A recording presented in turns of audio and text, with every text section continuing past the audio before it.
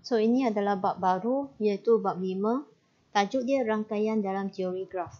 Dalam bab ini kamu akan belajar mengenai rangkaian itu sebagai graf dan kamu akan belajar pelbagai jenis graf serta belajar macam mana melukis graf dan juga menyediakan ataupun mewakilkan maklumat itu dalam bentuk graf. Okay.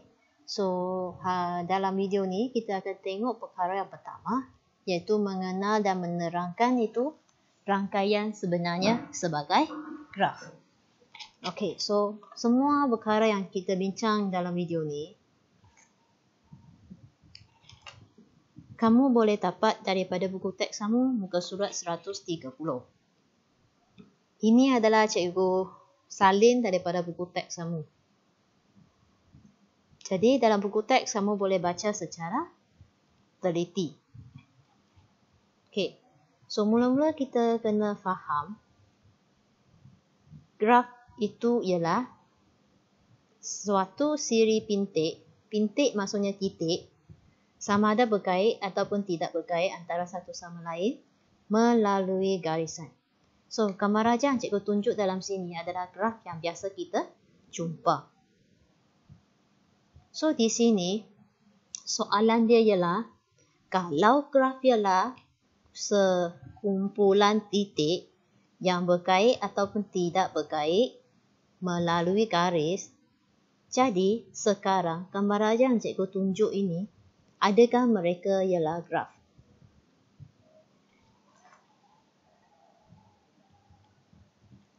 Sebenarnya gambar raja yang cikgu tunjuk dalam sini semua ialah titik disambung dengan garisan. So maksudnya gambar raja ini semua sebenarnya merupakan graf.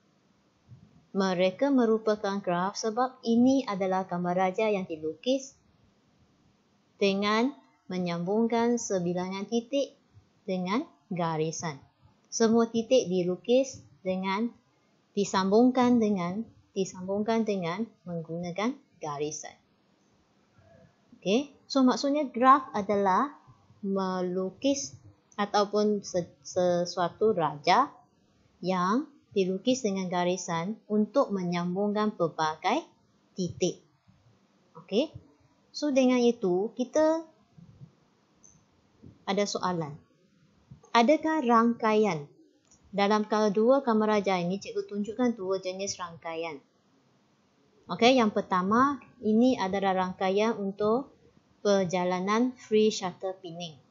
Yang kedua, ini adalah gambar raja yang menunjukkan rangkaian bagi AirAsia Airline pada tahun 2012. So, dua gambar raja ini, adakah mereka graf?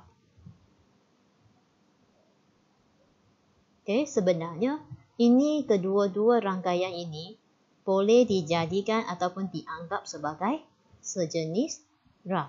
Sebab, kalau kita anggap lokasi tersebut adalah titik, so, perjalanan itu yang dilukis sebagai garisan, itu adalah garisan yang menyambungkan semua titik. So, gambar raja ini memenuhi syarat kita untuk jadi graf, iaitu titik disambung dengan garisan. So, ini dua-dua rangkaian merupakan graf. Dengan itu, kesimpulannya ialah rangkaian sebenarnya merupakan sejenis graf. So, maksudnya rangkaian sebenarnya adalah titik disambung dengan garisan. Okey, so mereka merupakan graf.